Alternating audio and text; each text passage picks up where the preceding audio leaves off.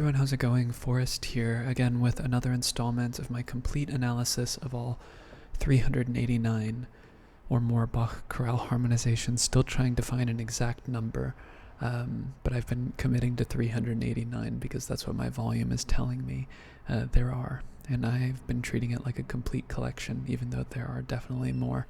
So I'm going to do some inventory and have a more accurate number one of these days. Today we're looking at O Haupt, voll, Blut und Wunden, which translates to O Head full of blood and wounds. Very gruesome title, but we're going to be looking at this chorale today. Pretty straightforward. Stays in and around the key of F major, D minor the whole time, and there aren't too many harmonic twists and turns. So we'll just hop right into the analysis. So we have key of F major. We start on a D minor triad, but we cadence on F major. So we are starting on a 6 chord, D minor in root position with a passing 7th in the bass. And then we have B flat, D, F, and D. That's a B flat major triad in root position, so that'd be a 4 chord. And then we have some passing tones, and we know that usually when we're going to a 1 chord, which is what we're going to next, right? A, F, A, and C. We'll just mark that there. We know we usually do so via some type of leading tone chord, or at least the leading tone is present in between the 2 chords, right?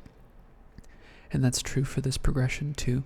We have E natural bridging the D and the F, so we have E, G, B flat, and D. So we have a passing 7 chord here, but it's in second inversion, so this would be a 7-4-3 chord. Then we have G, B flat, D, and B flat. Some might call this a 2 chord. I call it a 7-6, especially when we're bridging 2 tonic triads, or at least a tonic triad's going to be at the end of the progression. But you might call it 2. They're both achieving the same thing.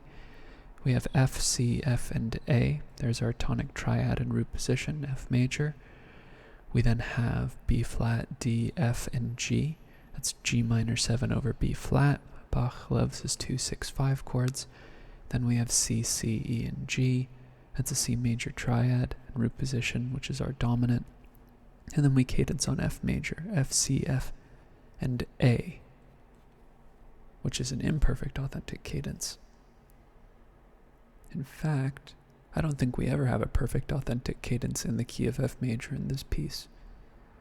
Yeah, we end on an imperfect authentic cadence because we have A in the melody, which is interesting. Alright, moving ahead, we have a perfect authentic cadence, not in the key of F, but in the key of D minor. So I think we pivot directly to the key of D minor with this cadence. We'll call this 1 chord in the key of F major, a 3 chord in the key of D minor. We then have C sharp, E, A, and E, which is an A major triad in first inversion, so 5-6. Then we have D, E, A, and F. This is my most favorite part of the chorale. We have this suspension here in the bass right here. So this is definitely a D minor triad with a 9/8 suspension in the bass. Yeah, it's just a really beautiful moment. And then the E gets doubled by not doubled, but an octave below what the tenor is singing. It's a very beautiful moment in the chorale. Listen to it if you haven't. Then we have F, D, A, and F. That's a D minor triad again, but it's in first inversion. Another passing tone in the bass. And then we have A, D, A, D, A, and E. And I think that this is just getting ready with a 5 chord, but this D is suspended. It's a 4-3 suspension over the bass. It then gets reiterated in the melody, and then we get the realization of the suspension on the next beat. A, C sharp, A, and E, with a passing 7th in the alto, where we then cadence on 1. Perfect authentic cadence, D minor. Alright, moving ahead to the next cadence, we have what looks to be an authentic cadence, but it's actually a plagal cadence in the key of F major. So we're going to go ahead and say this D minor triad here, D, D, A, and F, is actually our pivot chord back to the key of F major. We have no chromaticism to leave us believing that we're still in the key of D minor at this point, so we'll just call this 6 in the key of F major. We then have G, B flat, G, and E, So I think this is a 7/6 chord, E diminished over G, but you might call it a 2 chord depending on whether you hear this E as an accented non-chord tone or as the chord tone and this D is the passing tone. We have the same sort of dilemma here. 6 does want to go to 2, and the fact that 7/6 is happening on the strong beat rather than having it be the accented non-chord tone, like in the case of the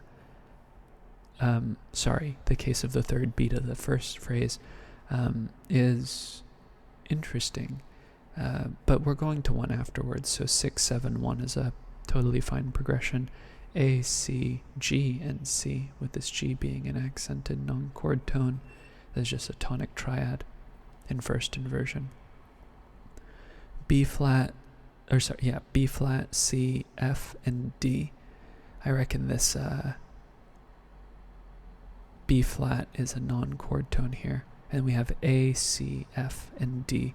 That's a D minor 7 chord over A. Notice how this is not a second inversion triad, but a second inversion 7th chord. When we see second inversion, most of the time we see 7th chords when they're in the middle of the progression. And Bach's very consistent with that. So this would be a 6/4/3 chord, a D minor 7 over A. We then have G, B flat, D, and E. I'm going to call this a 7/6 chord. Again, it's kind of like the progression repeats. We have 6, 7, 1, 6, 7, probably 1 coming up afterwards, maybe not. But if you hear this C as the chord tone and this B flat as the non-chord tone here, you might hear this as G, C, B flat, and E, which is 5, 4, 3. So depending on how you hear it, I don't know. I think they're both more or less articulating the same thing. But afterwards, we get the F and the bass. We get where we're supposed to, the bass is going where it's supposed to go, but the chord we get above it is F, D, B flat, and F, which is a B flat major triad in second inversion. That's 4, 6, 4, which is interesting because it's not functioning as a passing tone or a passing chord. We're getting a 4, 6, 4 in kind of a pedal situation, but it's the first chord in the figure. So definitely something that's intriguing. We get some passing tones in the inner voices, F, C, A, and F.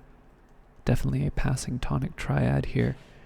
And then we have B flat in G, F, B flat, G, F. I guess you could say there's a little bit of a 2/7 chord going on there, but I don't think so. I think those are just neighboring the cadence, which we eventually just cadence on 1, F, C, A, and F. Okay, next we have a half cadence in the key of G minor. So right here we have F, F, A, and C, which is our tonic triad. Just a couple of the voices have rotated or swapped. But this E flat right here makes me feel like the F chord is functioning kind of as like a secondary dominant. It might be, it might not. We've modulated to the key of G, I believe, and we could call this 7. We could also call this 5 of 3. However, I don't think we immediately go to 3. Even though the bass goes to 3, we get a different chord on top of it. So the bass goes where it's supposed to go, but the harmony we get on top of it is not a 3 chord, it's actually a 1 chord. We have B flat, D, A, and D, but this A is an accented non-chord tone, and this is actually 1 in first inversion. So we kind of have a little bit of a substitution here. We would expect 7 to go to 3, but 7 also equally goes to 1. We then have F sharp, D, A, and C. That's a D7 chord over F sharp, so that would be 5, 6, 5. And then we have G, D, G, and B flat. That's our tonic triad and root position, which is where we expect 5, 6, 5 to go. We have some neighbor tones in the upper voices, kind of hinting at dominance again because we have the leading tone and a third above that. But the lower voices don't really spell out a full chord if you try to plug everything in. Then we have the chord again, G, D, G, and B flat, before we cadence on 5. Just a D major triad and root position. Okay, moving ahead, we have something that would appear to be a half cadence in the key of C major, but I'm pretty convinced that this is an imperfect authentic cadence in the key of C major. It just sounds like it. It sounds like we're in the key of C for the entire phrase. And I don't really think there's an elegant way of using a common chord here, because even though we have, I take that back. We could say that this is a common chord here and that this is actually 5 of 5, because we immediately go to 5 in the key of C major afterwards. But I think there's an argument to be made that this is also a direct modulation, as we have the B natural and the bass, and it sounds like two very distinct phrases in two distinct keys. But I'll offer that analysis too, as well as a direct modulation analysis. That's what I had in my notes, but this D could definitely be 5 of 5 for sure. We then have B, D, G, and F, which is G7 over B, another 5-6-5 chord, just like we had in the previous measure. And then we have C, C, G, and E, which is our tonic triad C major in root position. Some passing tones in the tenor and the soprano. And then we have C, E, C, and G again, so another tonic triad with a passing seventh in the bass. We then have A, F, C, and F, which is an F major triad in first inversion, so that would be a 4-6 chord. And then we get G, B, C, and E, G, B, G, G, C, and E, which would be a tonic triad in second inversion. Really interesting. We're seeing it in somewhat close proximity to the cadence, but it's not a cadential chord, it's before the cadence. But it's functioning as a passing 1-6-4, which is really cool. We then have F, C, F, A, C, and D. Sorry, that's a D minor 7 chord over F. You know, Bach loves his 2-6-5 chords. Then we have G, G, B, and D, which is a tonic triad, a dominant triad in root position, G major. And then we cadence on C major, C, G, C, and E, with a non-tonic tone in the melody, making it imperfect authentic. And our last phrase is an imperfect ends with an imperfect authentic cadence in the key of F major. So we'll go ahead and just call this C major triad a 5 chord in the key of F major, and we'll just keep analyzing in the key of F. So F, C, F, and A, with a passing seventh in the alto, is a tonic triad, F major. We then have G, B flat, D, and B flat. I'd be tempted to call this 2, but I think this is actually 7-6, and this E is our chord tone here, but you might call it 2. They're both achieving the same thing. We then have A, C, F, and A. That's another F major triad, but this time it's in first inversion, so 1-6. And then we have a passing tone in the bass. On the next beat, we have C, C, F, and G, and very similar to the way the first phrase, the way the second phrase ended, where we had a 5 chord that was spelled with a suspension over the bass. I think this is just a 5 chord, C, C, F, and G. It gets realized on the next beat anyways, C, G, E, and C, which is just the realized 5 chord. We leap up to C, and then we cadence on F major, F, C, F, and A. Definitely very interesting to cadence on an imperfect authentic cadence. I think cadencing on an imperfect authentic cadence signifies the fact that this is not the last movement of the work, and he's probably going to continue the next movement in some related key, as opposed to one of Bach's cantatas where he will end with a chorale in most cases. Maybe in every case, I'm not 100% sure on that, but definitely most cases. I should have mentioned that this is from the St. Matthew Passion, and it's one of the later movements, but there are 60, 70 movements in the St. Matthew Passion.